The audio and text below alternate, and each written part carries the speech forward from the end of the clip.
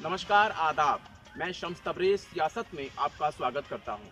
आप ये सोच रहे होंगे कि मैंने नमस्कार और आदाब दोनों साथ साथ क्यों किया। इसलिए क्योंकि हो सकता है आगे चलकर हिंदुस्तान की सियासत इसी पर डिपेंड करेगी कि कौन नमस्कार करता है और कौन आदाब। समाजवादी पार्टी और कांग्रेस ने आपस में गठबंधन कर लिया है। गठबंधन तो कर लिया, लेकिन ये गठबंधन जो है अपने अपने सिद्धांतों को ताक पे रख के किया गया गठबंधन समझ में आता है। इसलिए इन दोनों के बीच का ये गठबंधन किसी बेमेल शादी से कम नजर नहीं आती। समाजवादी पार्टी की माने तो उनकी नज़र में कांग्रेस कोई बड़ी पार्टी है ही नहीं। कांग्रेस अपने आप को शायद बड़ी पार्टी बन रही हो। जहां तक हमारा नजरिया है, हमने यही देखा है कि देश में लंबे समय तक शासन करने वाली अगर कोई पार्टी रही है तो वो कांग्रेस रही है। कल तक सपा सुप्रीमो कहे जाने वाले मुलायम सिंह यादव के साथ उनके पुत्र अखिलेश ने इतना कठोर व्यवहार कर दिया कि आज वो पार्टी में दोयम दर्जे के नेताजी बन के रह गए हैं। हालांकि पिता पुत्र की उठापटक में शिवपाल का कद नीचे हो गया, जबकि चाचा राम गोपाल का स्वर्णिम काल प्रारंभ हो गया है। जल्लीकट्टू ने भी तमिलनाडु में कितना बवाल मचाया। पूरा देश जान गया कि जल्लीकट्टू आखिर किस सांड का नाम है। अब जल्लीकट्टू वाले छुट्टा सांड को भी मौत से डर नहीं लगता, क्योंकि वो अमर हो गया है। कल तक साइकिल के पीछे भागा करता था, लेकिन अब तो ये हालत हो गई है कि जहां मन करेगा वहां मुंह मारेगा। अब तो आजम चचा का भी सुनहरा दौर शुरू हो गया है, और सिर्फ आजम का ही नहीं बल्कि उनके बेटे की भी चांदी चमकने लगी है। कल तक उत्तर प्रदेश 4 मुख्यमंत्रियों वाला राज था, लेकिन आज समाजवादी पार्टी 1 मुखिया और उत्तर प्रदेश 1 सीएम वाला राज्य बन गया है। इस विकास के लिए जितनी सराहना अखिलेश की होनी चाहिए, उतनी ही मुलायम की। आखिर इसी दिन के लिए तो मुलायम सिंह ने अखिलेश को प्रशिक्षित किया होगा। ऐसा मैं नहीं बल्कि उनके विरोधियों का कहना है। कांग्रेस ने भी कितनों को नाराज किया।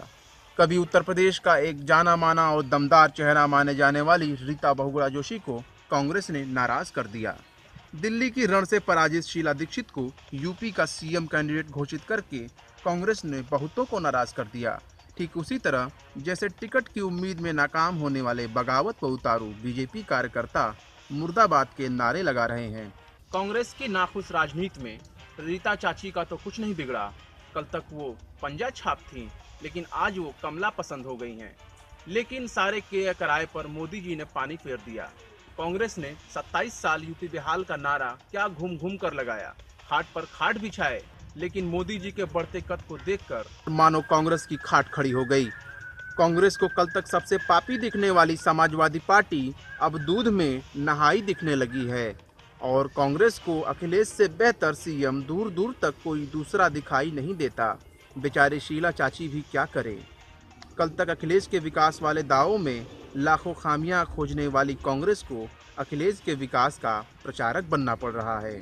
बेचारे कांग्रेसी कार्यकर्ता जो कल तक समाजवादी पार्टी का कुर्ता फाड़ने को तैयार थे, आज समाजवाद की फटी हुई धोती पहनने का इंतजार कर रहे हैं। लाल टोपी पहनना तो दूर की बात है, अब कांग्रेस को कांग्रेस से ज्यादा पसंदीदा पार्टी समाजवादी हो गई है। वाह सीएम साहब, आपने तो अच्छों को अपने विकास का लोहा मनवा दिया। आखिर साइकिल की घंटी ने सबका घंटा बजा दिया। कांग्रेस आपके सामने इस तरह पानी भरती फिरेगी, इसका अंदाजा तो कांग्रेसियों ने भी नहीं लगाया होगा। जो समाजवादी कल को कांग्रेस को बुरा भला कह रहे थे, आज दोनों एक ही मंडप में बैठकर शादी की तैयारी कर रहे हैं। चलो अच्छा है, जब तक दूल्हा दहेज नहीं मांगता तब तक दुल्हन अपने आप को मंडप में सुरक्षित समझती है। अभी तो मंडप में फेरे लेना बाकी है, लेकिन तब क्या होगा अगर बारातियों को साइकिल से बेहतर हाथी अच्छी लगी। फिर तो 2017 के इसी विवाह समारोह में उसी मंडप में दुल्हा दुल्हन के बीच शादी से पहले ही होके रहेगा तलाक तलाक और तलाक।